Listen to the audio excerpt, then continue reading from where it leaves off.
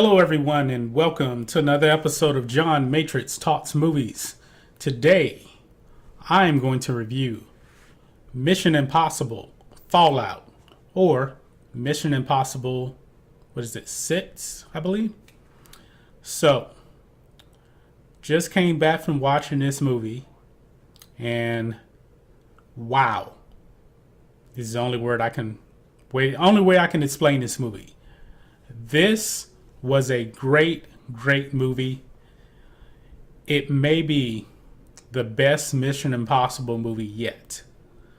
And before seeing this movie, I thought that Mission Impossible Ghost Protocol was my favorite.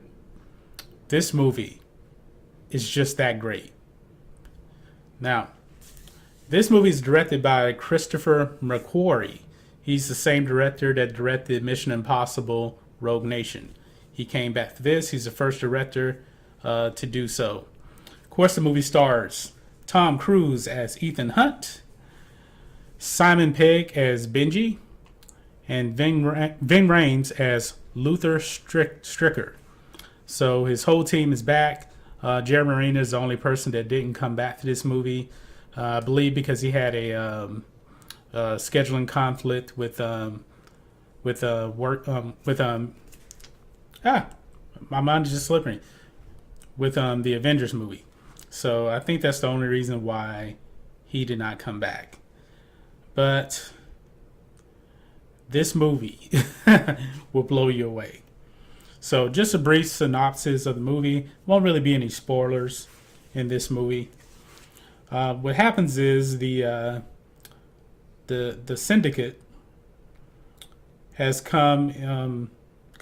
They've actually acquired 3 Russian nuclear weapons from the Soviet era, and it's Ethan and his team's job to actually retrieve these nuclear weapons. So events unfold. They actually don't retrieve the weapons initially, and that's when the movie kind of takes off. So the whole movie is about them trying to recover these Soviet nuclear warheads. Now, let's get to the stuff that I really liked about this movie. The action scenes are some of the best action scenes you would ever see. There's a helicopter scene in this movie. Probably takes the last 30 minutes of the movie. That helicopter scene is so amazing. It's like you're actually in the helicopter and you're flying around. You're getting shot at. I mean, the cinematography on this was flawless. It was just amazing. Now, Solomon Lane is back in this movie as the main villain. Of course, he was in Rogue Nation. This guy, I really like this villain. You know, he reminds me a lot of Hannibal Lecter. He's very calm. He's always thinking one step ahead of everybody else. So if he gets captured, that means that he wants you to capture him because that's a part of his bigger plot. So he's always one step ahead of you. The way he speaks, he's almost kind of poetic, like a Hannibal Lecter. I don't know. And Ethan Hunt, Tom Cruise character. If you do not think he's the American James Bond, watch this movie. This guy is actually the American James Bond. Actually, these movies have become better than the James Bond movies. Yes, I said it. That's just the way it is. James Bond, he's more of a ladies' man.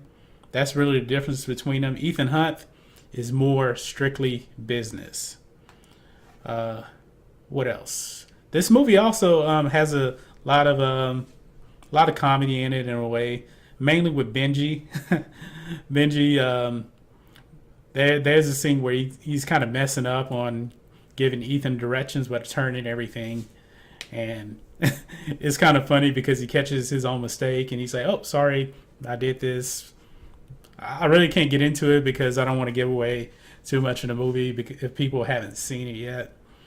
But it is funny, but it is extremely serious at the same time.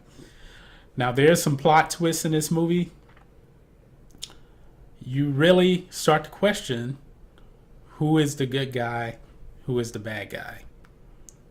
I'm talking about for every character, even Ethan Hunt. You just don't know until all the events unfold out in this movie. Also in this movie, it's starring Superman himself, Henry Cavill. He's in this movie playing a CIA agent Walker in this movie. So he has a lot of scenes with Ethan Hunt. So, and by the way, Henry Cavill did an outstanding job in this movie as Walker.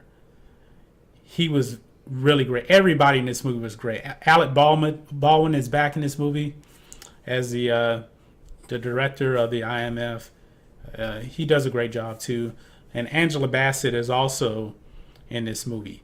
Now that kind of leads me to what I did not like in this movie.